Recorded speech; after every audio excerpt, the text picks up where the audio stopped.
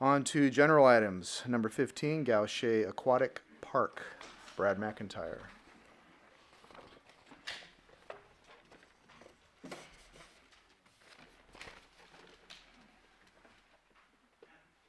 Good evening, Mayor and members of the council. Brad McIntyre, Community Services Director. Good evening, Mayor and members of the council. Let me repeat myself. Brad McIntyre, your Community Services Director.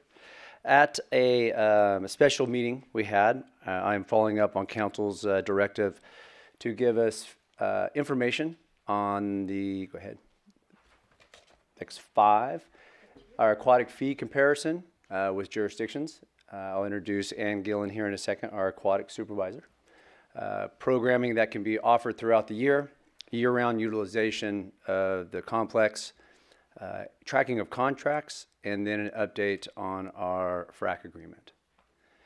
So at this time, I'd like to introduce Ann Gillen. She is our recreation supervisor, and she's a little nervous as well. I just don't like this, but that's okay. Good evening, Mayor and council members. So I am here to do an update of Gaucher Aquatic Park pertaining to programming and stuff. Thank you.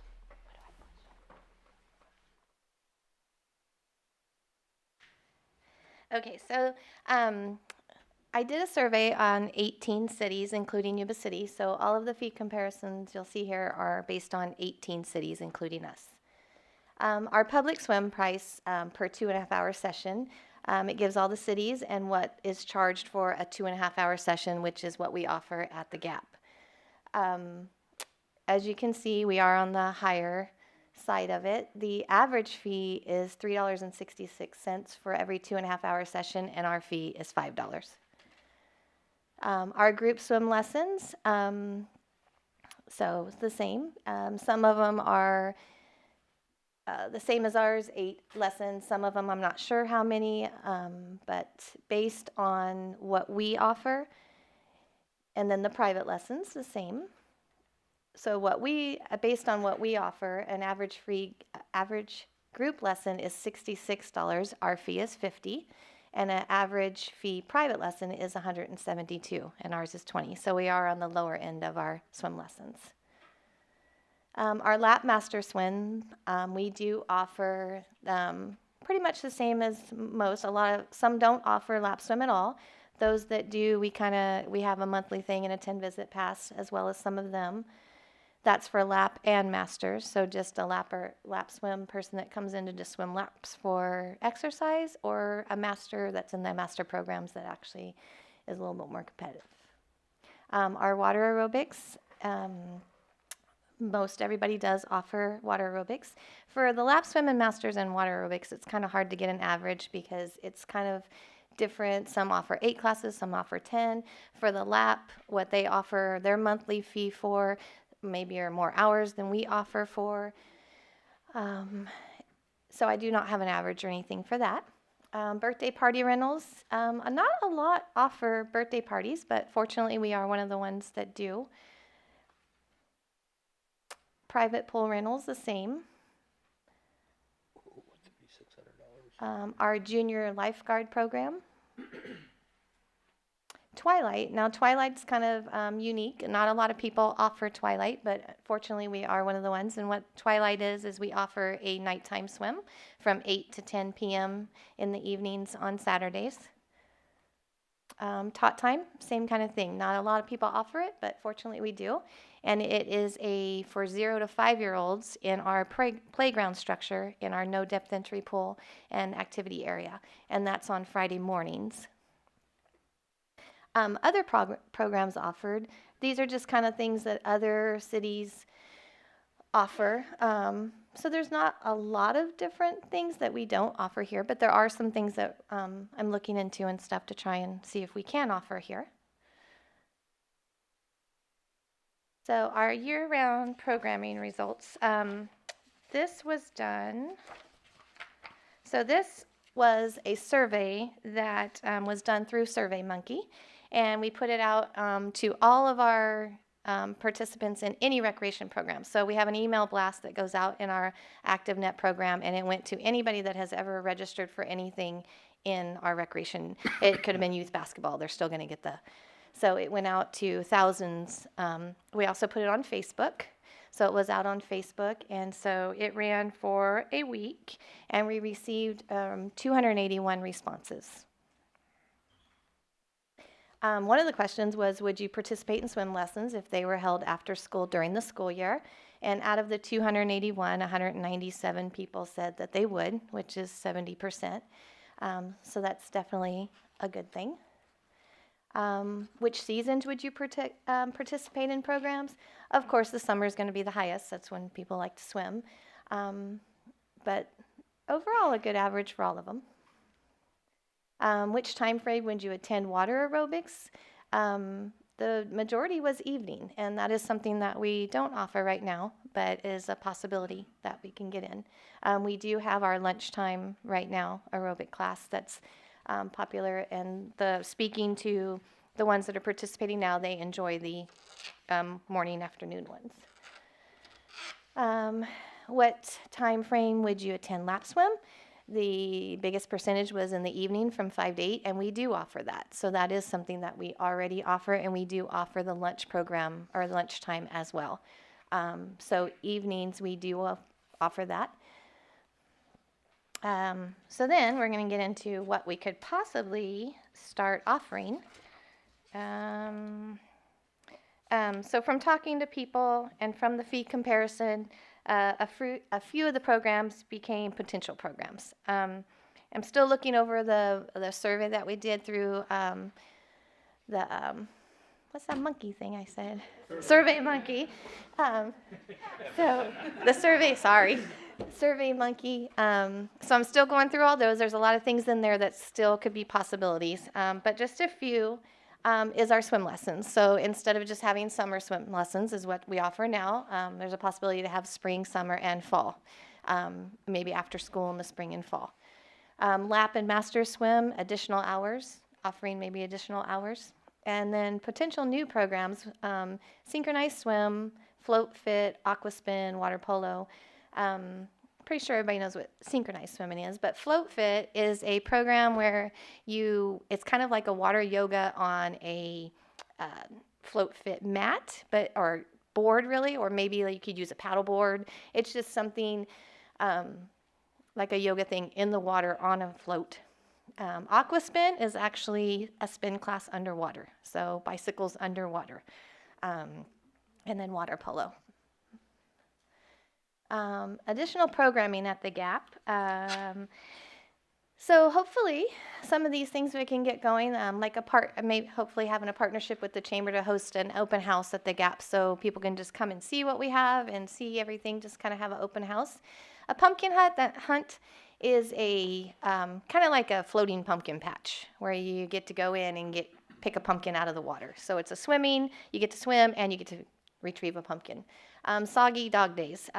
It's something maybe we could offer in our activity pool, the no depth entry pool, where you can bring your dogs. There's a lot of dogs that love water to come and play, and maybe we could do that as the season comes to an end before we close that, because we do shut down that area of the pool at some point.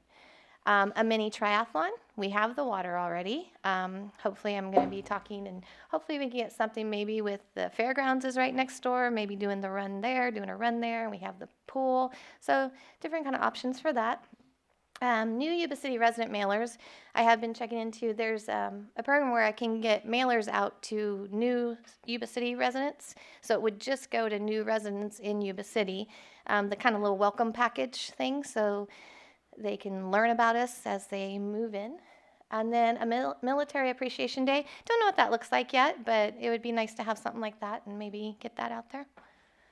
And I think that's it for me. Hi, Mark. Hi, Ann. Easy question. Okay. Kind of going back to opening the pool in the evenings. Uh-huh. That seemed to be something that, as we've traveled through this journey of helping the Gap stay open, it wouldn't be a winter thing, but What would be the hindrances to keeping that open in the evening, especially during the hotter times of the year? Well, we are open in the evenings right now for lap swim and stuff. Is that what you mean? Or for Open. public swim? Open, Oh, like for public? yeah.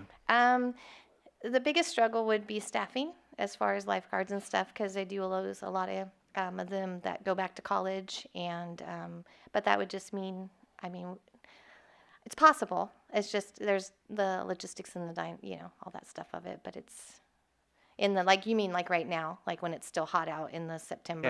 Yeah, even late August, it just seems like it's warm. Again, I didn't use the monkey thing. It was just people that I interacted with said, one thing that might help generate some additional funds would be opening it up in the evening for Yeah, people to come we and could do swim. it early evening, possibly, something after school.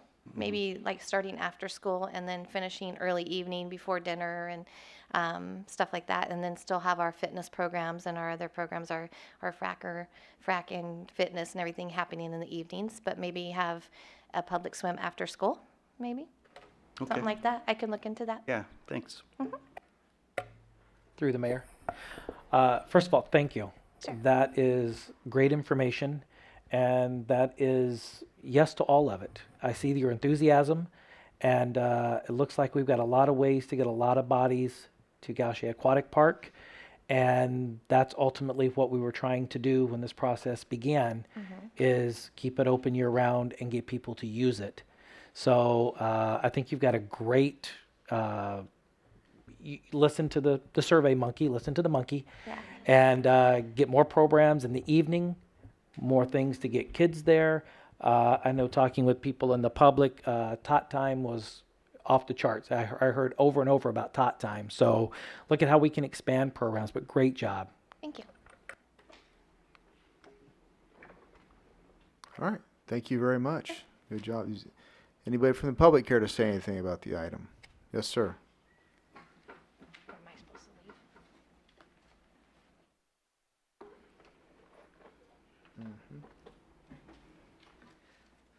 leave? Name's Thomas Burns, 1885 Greengate. So I did go to the water park quite a few times, and the things that concerned me were the diving board was very, very slick and dangerous, I thought. And then also the stairway going up to the water slide was very dirty, and I thought it needed to be kept clean. So a little more maintenance and cleanliness might attract more people. So that was my only comment.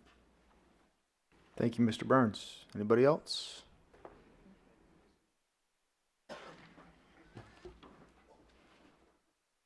Nope.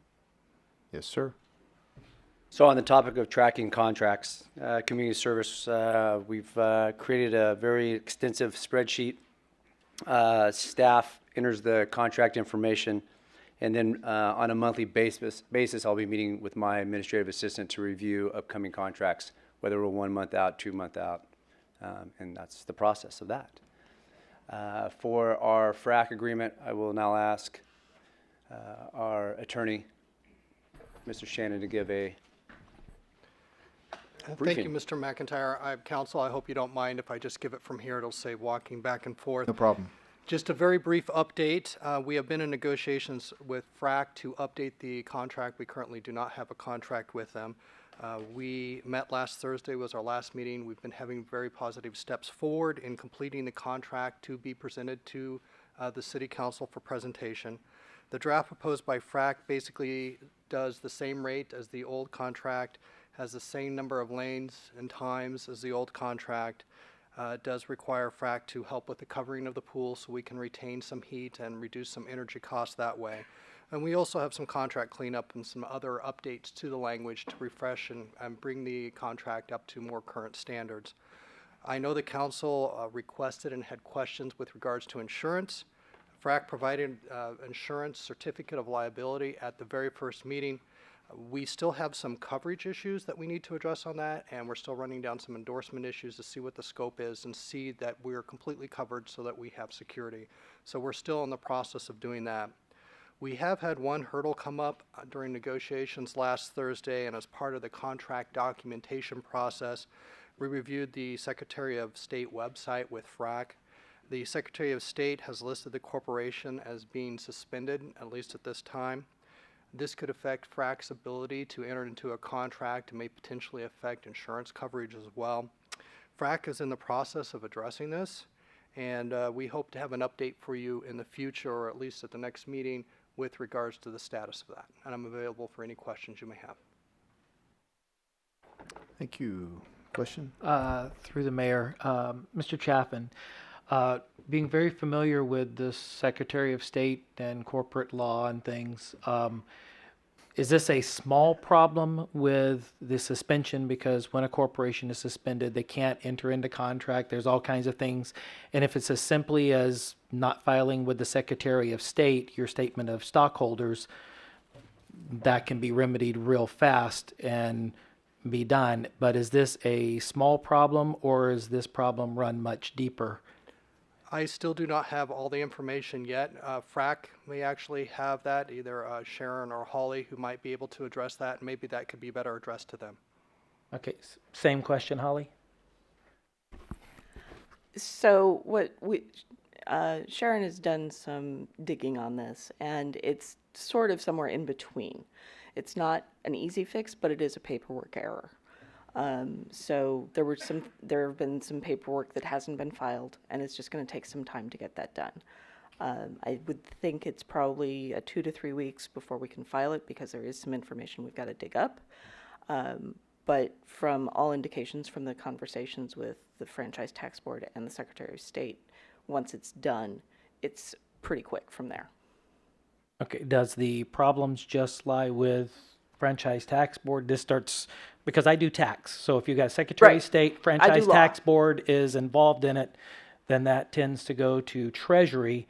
So, This isn't one of those issues. okay, how has this affected your 501c3 status? So it has not affected our 501c3 because 501c3 is a federal filing status. There are some, like I said, there are some issues with the state. It's limited to the state in terms of what's been filed. Okay, have we requested a verification of their 501c3 status? Because that is public information as well. We have yet to request that information at this time. It will be done as part of the contracting process to make sure that we have a 503c3, I think I got that right, status out verified. Thank you. Okay, it just kind of gives us an indication how deep this process is, because if we have a situation that is at the federal level, then this isn't going to be a 3-week process. This isn't going to be No. 4 weeks. It's going to be 6 months at a minimum. It's going to be 2 to 3 years more than likely. I've revived nonprofits that have gone off the cliff, and it's not a quick process. I completely agree and understand. There are several local small organizations that have had similar problems. This is specifically limited to the state filings. It is not a federal issue. And to my knowledge, and one of the organizations I know about personally, hearing through it secondhand, is the Yuba City Bar Association has had some of these issues. This is a byproduct of the bureaucracy that is California. That's where this is. This really is just a paperwork issue. So what happens to the kids in the meantime? That's my question is, if you're suspended and we can't go into contract and we've got issues, what happens to the kids? Because we were kind of all caught off guard at the workshop that we had, because we were talking about the aquatic park, and it seemed to be about the kids. And I was the one that made the comment, it's not about the kids, it's about the community. But we turned this backwards, and the kids are part of the community. So what does this mean for the kids?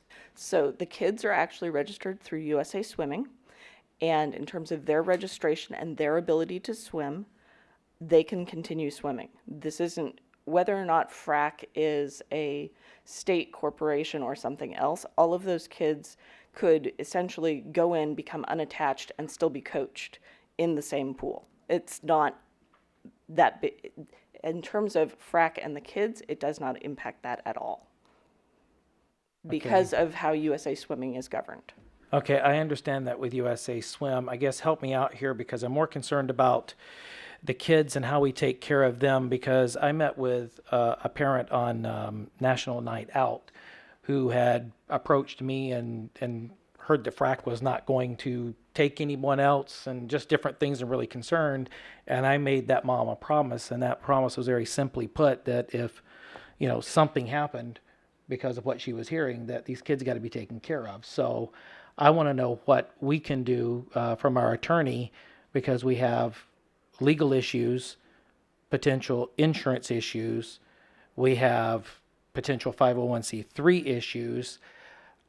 We can't have frac coaching in our pool if we can't enter into that. And I understand the kids can participate individually, but what can we do to make sure these kids are taken care of? Is this an opportunity for us as a city to step up and look at our parks and recs? And I don't know if Mr. McIntyre is even, would be open to this, but can we do something? Because I don't want to see these kids fall through the cracks, because that's how it all started, and we've circled back around. So what can we do?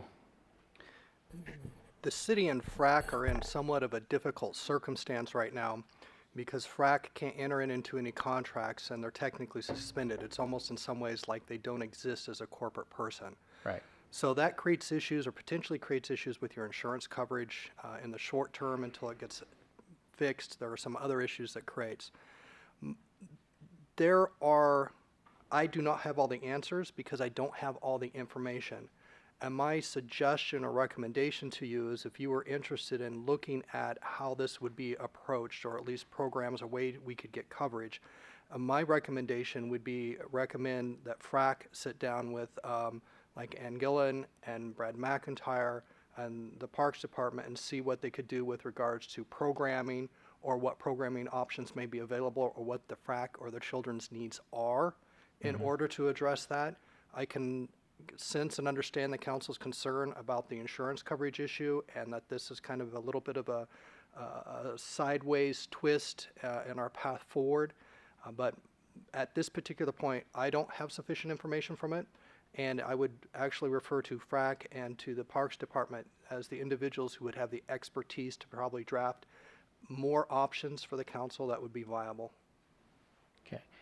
Then, Mr. Mayor, again, because we need to get these kids taken care of, could we direct staff to do what he just said and basically bring this back at our next meeting, which is September 3rd, with an update? Because we should have an idea of really where this problem lies and what we need to do, because I really just don't want to see the kids fall by the wayside. If I may, September 3rd may be a little bit quick.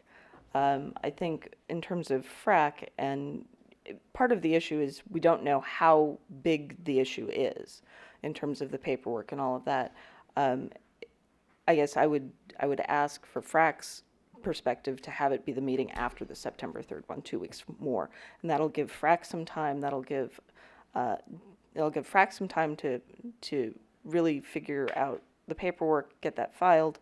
It'll also give FRAC some time to talk with staff and with the city. We're already on August 20th. There's a long weekend in there. School just started. There's a whole bunch of other things going on. So that would be the request. Option B, that we get an update, because on September 3rd, it doesn't matter if we've got it solved or not, but I practice in the world of the Internal Revenue Service and Franchise Tax Board. That's a few phone calls, and it's very easy to provide us back a detailed report of what's missing. It doesn't mean it has to be fixed by the 3rd, but that'll give us an idea of where this problem really lies. I think it'd be a good idea to get an update if we can. 2 weeks is pretty short. Sometimes even getting all the personalities and the schedules together is a challenge. If you're able to have a meeting, or at least a preliminary meeting to gather some focus and maybe look under a few more rocks between now and then, we would appreciate an update by September 3rd. By no means do we expect an answer and a resolution. Okay. We need to be clear absolutely, about that. and I understand that. But I think we would appreciate an update on September 3rd, no matter where it may be. Okay. If you're not able to get your schedules to coordinate by then, let us know and we'll go to the next meeting. I mean, it's just simple as that. We're not going to try to stand in your way. We want to help and be a part of this, just like we were from day one, believe it or not. But so yeah, if we Yes, can Mayor, get an update. you actually have been incredibly helpful, and I think on behalf of FRAC, we can, thank you for taking the time to meet with us and get this as fixed as it can be to date. And we will. We'll come to an end through all this. We have another hurdle, as stated by the city attorney, but we'll get over that one and to the finish line one way or another together. Great. All right. Thank you very much. Brad, did you have anything more to contribute? Or I through the or- mayor, Yes, sorry. this is directed to the city attorney because I don't know that we've resolved the city's liability issue. We haven't. It's still not clear at this particular time as to whether or not we have our insurance coverage. There may be liability there pending this time. We do have a certificate of insurance, but we don't have any details. A lot of the times you cannot get full coverage under insurance unless you have an active contract. We don't have an active contract. We do not yet have what's called the endorsements or the actual policy itself. Sometimes when you get a certificate of liability, it just has numbers on the front and what the coverage is, but that doesn't describe the nuances of the coverage. And there may be nuances within that coverage that could create issues as to whether or not we have coverage. So as I sit here today, I cannot say, yes, we have coverage, and I cannot say, no, we don't have coverage. It's up in the air. In following the theme of trying to keep the kids in the pool, which I think all of us up here subscribe to, what are the options to keep them going while we sort through the information gathering phase? I would suggest for options, again, referring back to Brad as to coming back with those options, but just off the top of my particular head, some of the options could be, if you're wanting to minimize risk, and it's just the attorney and me, and I got to tell you the options. One of the options is to close down the operations so that you're not having that, and I know that none of you want to do that. Another option is the city or some other entity that qualifies or who can provide insurance and coverage during the time may be able to step in. But again, I don't have the details on that. It's a little bit preliminary at this point. I think Brad and the members of FRAC might have additional opportunities to see what options are available and report back to the council. This may be something that can be quickly fixed. It may not be, but during the period of time between when we get it fixed and now, there is some question as to whether or not we have liability exposure. When a citizen comes in to use the pool and pays the fee, we're covering them under our insurance. Yes, we are. Could we simply have an arrangement where the swimmers give us some sort of voucher or entry fee? We might be able to do something like that. Again, they would fall under the city's liability. Generally, when clubs come in, our recommendation as an attorney is always to reduce your legal risk, get insurance coverage, get indemnification if you can do that. If the city wants to make a policy and call and say, hey, the kids are really important for this period of time, we're going to take the risk that everything's going to be fine and we're just going to be under the city's coverage, you can do that. That is a legal option. But there is a risk associated with that. Would it be appropriate then to potentially ask staff to look at that option, run that through you and report back to us? Yes, that is a legal option. Thank you. Through the mayor? Yep. I'd like to follow up on that. Yep. Which was my understanding. It's going to be part of the follow-up. We're going to do hope report an update back on September 3rd. I believe. I thought that was just the status of FRAC's contract ability. This was a different thing to cover in the interim, cover the city's liability specifically. All right. Thank you very much. My impression was that the insurance issue was going to be on the part of that discussion. But okay. Through the mayor. Yes, So, ma'am. another option that you mentioned, Shannon, is the idea of how possibly they could partner up with another club in the area. Is there an opportunity for that? Perhaps if you can research and have that conversation as well. I would imagine, or I would hope FRAC would know if there was another club that was fairly close to be able to partner with. They would- may be they able would to be able ask to answer that question. Holly, is there any potential other club in the area that could immediately, support this process as you're working through what you're trying to solve here? Yeah, I would suggest, and when other nonprofits that I've worked with, they've had sometimes gaps in their, status, and we're able to then work with another nonprofit to cover them during that process. So I would suggest that because FRAC is an important partner to our city, and so we need to figure out a way to solve this. Okay? So thank you. So through the mayor, just to get a little clarification, if the city attorney notifies me that their insurance does not work, then my recommendation would be that we make it for a short term or whatever the duration is of the issue, make it a recreation program, like we would treat it like any other recreation program. Is that something we have to go through any process, or can we just bless it? Pretty much you can just bless it. The concern, there's some couple things that I don't know. I don't know. There'll be a charge, obviously, Yeah. but I need to get a full scope of understanding as far as what that charge would be as it relates to staff, the instructors, and so I couldn't sit here and tell you what it's going to cost. But I was just jotting down things real quick. I think it'd be smart for you to direct staff to meet with the board. First step. Second step is to get their actual expenses and revenue, so it gives us a feeling for kind of what we're getting into on a financial status. And then I just kind of have a question, meet with the FRAC parents just to get feedback, make sure that they're on the same page. And then from there, we'll create a budget like we do all of our other recreation programs. We have revenues, we have expenditures, and then we put a budget together for it. I do not know if that meets FRAC's desire or intent, but it does put them in the pool. And staff can do that. All right. We don't have FRAC up at the podium right now. However, from what I have for the meeting that we're going to be getting an update on the 3rd, and hopefully sooner, regarding insurance, discuss recreational program, meet with the board, break through and get answers on the insurance status, discuss their finances, and determine if there's another club that can perhaps partner with under their umbrella. Basically be a satellite club or using our pool from another club. Am I missing anything? Yeah, and the 501c3 update.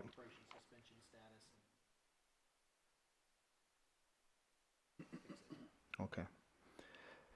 Then, Mr. Attorney, are we, by continuing on, I don't know when FRAC has their next session, if we do not know if we're properly insured or not, are we essentially rolling the dice as far as exposure on this for the city? Yes, you're rolling the dice. What can we do to avoid that? Do we just convert it to a program right now and have them pay as they go?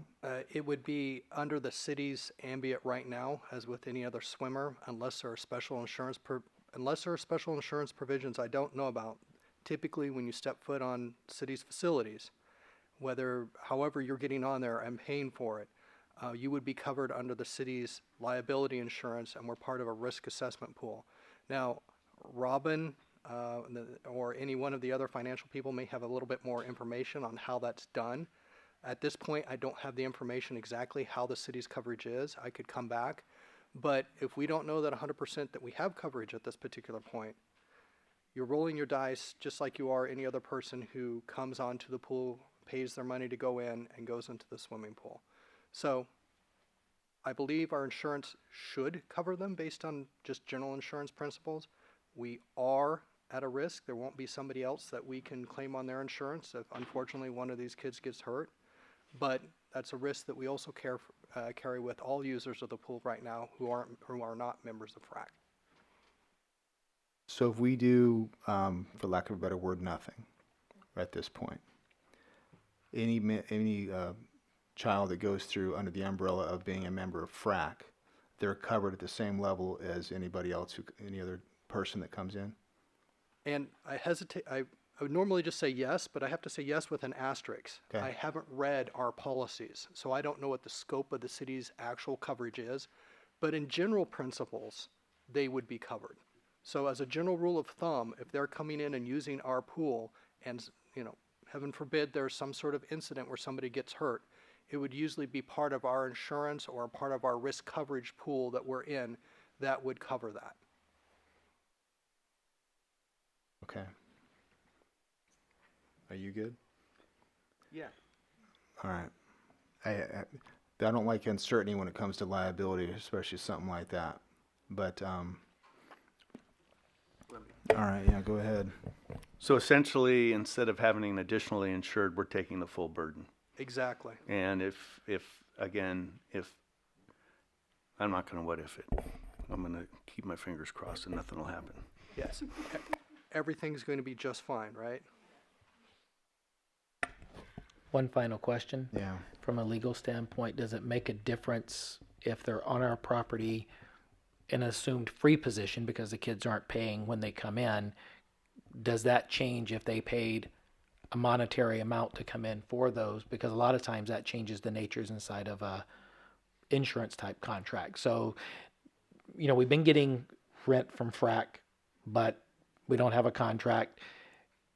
That should be under their insurance. So if we charge them a nominal fee for practice, now that they're like any other swimmer in our pool, does that start closing that real quick to give us some breathing room here? It may. However, again, I do not know what our insurance endorsements are and the scope of our coverage is because we haven't looked into that.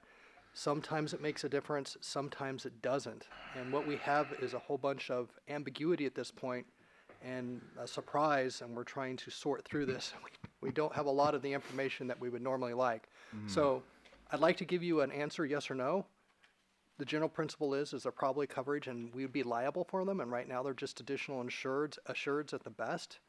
At the worst, we'd be subject to that and we'd have to take the hit without having an additional insured. Which we don't have an additional assured with regular run-of-the-mill day swim anyway, correct? We do not. That is Okay. correct. All right. So if they're just falling under what we're doing business for every day anyway, instead of an additional coverage, right? Right. That's Okay. That's generally how it goes. But Mayor, again, I want to be clear. I understand. That can depend on what the endorsements say as part of our insurance policies and our scope. As long as at a minimum they're covered at the same level as the general public. They should be. Again, I love you, man. I just can't tell until I look at it. That's why they give me this thing. Sorry. So 95% of the cases they should be. But there's always that 5% hanging right. out there that we don't know. So we do May have that I overlap. ask you to, at your earliest possible convenience, confirm that? Thank you. I'd be delighted to. All right. Thank you very much. Any other comment on that? Sir? So just to clarify, I'm going to wait to hear from the city attorney Yeah. before I move forward to meet with FRAC and start this next Plan B, if you will. Okay, thank you. And the bottom line here is FRAC, they're working on this every day. They want it done tomorrow, so I'm pretty sure they're gonna get it done as quickly as possible. It's not gonna be the 3-4 month program. They want to be able to have the kids in there. Well, I know that, but having dealt with 501c3s before, it's not that they have the info, they're just kind of taking a while to go through their file cabinet. Some of this stuff needs to be hunted down, and it's pretty lengthy. So I know you're going to do everything in your power to make it as soon as possible. All right. Thank you, sir. Thank you. Moving on to item number 16. Mr. Mayor, I'm so sorry. Before we do. Here we go. Just want to make sure I'm clear on our direction so that Brad and I are both going the same direction on this. So you would like an update on September 3rd if possible. We recognize that FRAC will be processing items during that time. My job is to look into insurance coverage and get back to the city council and update you as to that, and including the risk. We'll be discussing potential recreational program options. We've asked FRAC to look into other clubs that might possibly sponsor during a gap period or something during that period of time. We will be asking for the 501c3 status and information to the extent that it's available. And I believe that is everything. Is there anything else, like sitting down with FRAC and going over program options? Was that the other? That's an option, and we'd like to meet with the board and discuss finances as well. I believe. Okay. Yeah. Thank you, Mr. Mayor. Thank you. And the insurance was ASAP, sir. Oh, yeah. And the insurance is ASAP for council, please.